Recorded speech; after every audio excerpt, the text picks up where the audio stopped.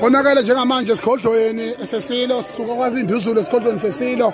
ke njoba ke siyolanda ke isidumbu sesilo samabandla wonke ke la sesikhona njengamanje ke sizonqamula unongoma wonke amabutho nezintombi zomhlanga sekuphelele lapha akho social distancing lapha amasimba wonke lawo udodo ogcina ngci thina souzulu uphelele souzulu wonkana mase ngayitshengisanga namhlanje okusho ukuthi ke siphinde siyitshengise abakhohlwe abanye abakwethu abakhohlwe abanye abakwethu ngecaka abakhohlwe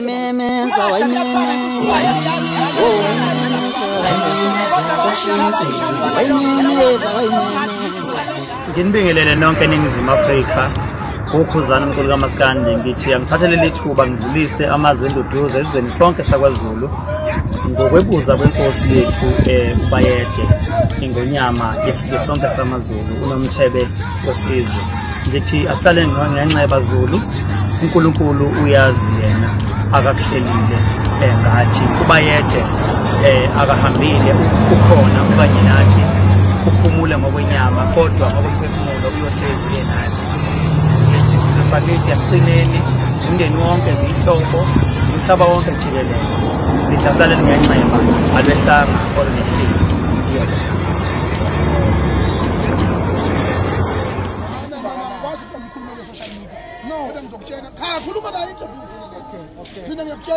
I'm not a spokesperson of the social media, but the social media is an open secret that is playing a critical role in terms of exposing and making sure that everyone keep updated about who we are as the Nguni Nation, as the Zulu Nation, as just our king has been departed. The historical moment that ever took place in our lifetime that we have witnessed yesterday, we will never share with anyone in terms of the feeling as we were the part of the implementation of the process. So now, as we are here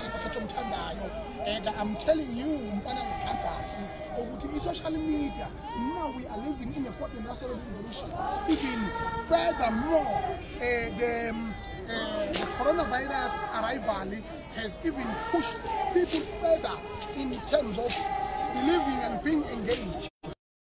platforms as well as technology platform. So as we are here, I'm telling you right now that we are the Zulu Nation. We are the future of this country in terms of educating other nations that unity is power. They must not just criticize us that Sinenkani, but we are the future. That's why they are coming to bow on our king's policy that we have lost our loved ones that have been have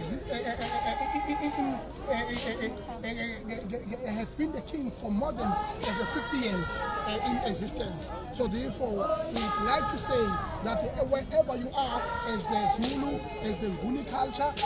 you must respect this process until we know when we can. Ngiyabisiza uma ngitabane lapha ngimusigisi bana ngixobaxoba